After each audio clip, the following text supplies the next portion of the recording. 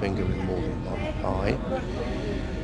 I'm a composer by profession, but I make my living as a pianist and occasionally as an organist. What's it like living rough? Terrible, to say the least. I mean, you can look from around you what it's like. It's like this every night. You know, it's either this or roughing it. There's no other choice. You've got no alternatives. It's you come here or you sleep outside. Simple as that. Do you think people understand what it's like to be homeless unless they've been homeless? They don't want to know you. If they haven't had it tried themselves, they can't possibly judge it. But they just turn their backs on you and say, a dassa. They don't give you no chance. And most of the people you saw tonight, very basically in simple terms, for a Christian society there's no bloody hope whatsoever. And the reason there's no hope is that, I mean, you look in there, you walk in there and you look around you and you see that, this isn't a civilization, this is a jungle.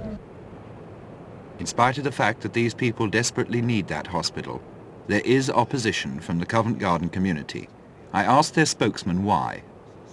Because we've already got a very big, large DOSser population in Covent Garden. We've got two of the biggest DOS houses, one in Drury Lane and one in Parker Street.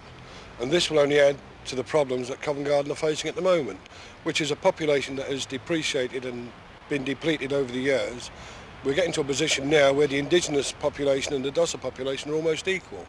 And we cannot sustain or absorb that amount of DOSers. But these people without anywhere to live need somewhere to live. The place is empty and there are people willing to run it. Yes, but they're not the only people that have got a claim on this property. I mean, the GLC are always telling us the problems of inner London, that social services are breaking down, ambulance drivers, they can't get bus drivers, they can't get tube train drivers, teachers are in short supply. So there's other problems in central London besides DOSers. And I think this should have been open to consultation, certainly to the people of Covent Garden, to be discussed first. Will you and members of the community actively oppose any DOSers who want to come in here, who will be moved in here, and the people who will be helping them? Well, I know the community are against it. There's Peabody buildings around there.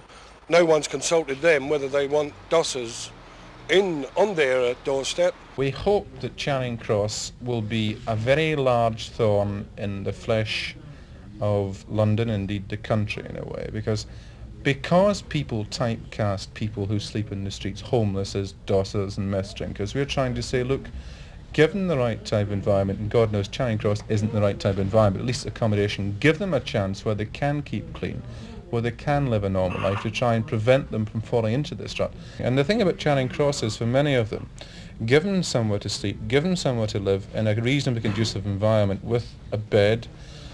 That is an incentive to get work, and if they can get work, they can start contributing back in and feel they belong in a funny sort of way. Where is the money going to come from to run this? Well, I think the money's coming from public donation, if you like, an appeal. The GLC is giving, I think, 20,000 plus as a helper. The DHSS, of course, are responsible for the building itself in any case. And the money, the men, well, shall we say the residents, will be on national assistance of some sort, or they'll be working, and in which case they will pay for the board and lodge. At the moment, it's the plan and the dream. Are you confident it's going to succeed? Well, I think we'll have a go at it. I'm certain it'll succeed, if I'm left alone.